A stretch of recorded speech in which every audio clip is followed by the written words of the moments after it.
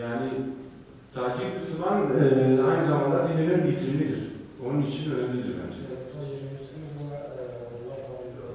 تشكر ادريس ممتاز سؤال ثاني يعني سريع برأيكم ve emin şahsiyet olmalı. احسنت Müslüman tüccar hem dürüst olmalı, dürüstlükten sonra sabırlı olmalıdır.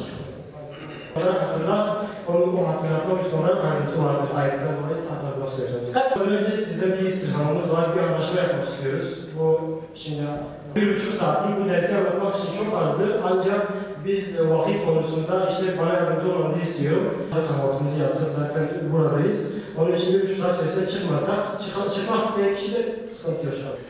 أحبتي أنتم علماء الإخلاص يجعل من العادة يصلي صلاة الفجر على الجماعة ويقرأ أذكار الصباح.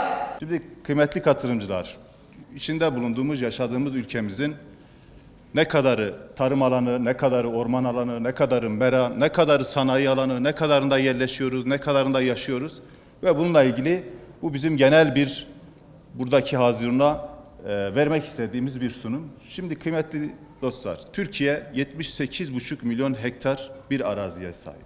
Doğusuyla, batısıyla, kuzeyiyle, güneyiyle ülkemizin toplam arazi varlığı bu kadar.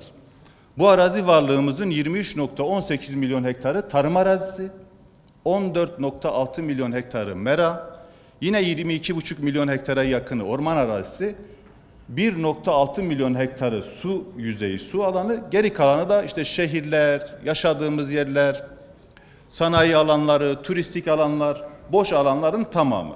Dolayısıyla buradan dikkat ederseniz eğer değerli katılımcılar, tarım, orman, mera ve su alanlarını bir araya getirdiğimizde toplam ülkemizin %78,5'u aslında tarımı ve ormanı ilgilendiren bir alan. Yani 78,5 milyon hektarlık bir ülkenin %78,5'u tamamıyla tarımsal alan statüsü taşıyor.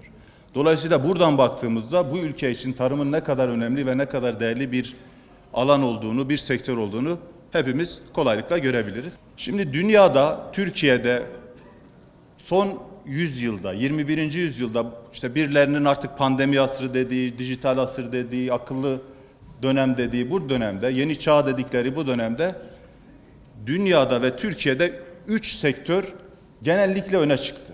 Ama pandemiyle beraber 2019'dan sonra buna bir sektör daha eklendi.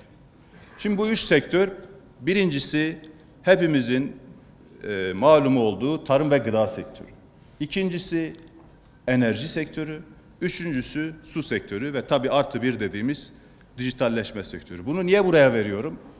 Bundan sonra yapılacak küçük, orta ve büyük ölçekli yatırımlarda bu alanlara yatırım yapan insanların, bu alanlara yatırım yapan şirketlerin, firmaların veya oluşumların kazanacağı tahmin ediliyor. Bu benim tahminim değil. Dünyadaki genel ekonomik gidişatla ilgili yorum yapan, bilgi sahibi olan ve gidişatı yönlendirmeye çalışan insanların ortak kanaati bu. Dolayısıyla bu 3 alana çok dikkat etmeliyiz. Eğer yatırım yapmak istiyorsak, yatırım yapacaksak, iş yapacaksak, proje yapacaksak, bunlar küçük ölçekli projeler olabilir, orta ölçekli veya büyük konsorsiyum şeklindeki projeler de olabilir. Bu alanlar iyidir, bu alanların getirisi vardır deriz.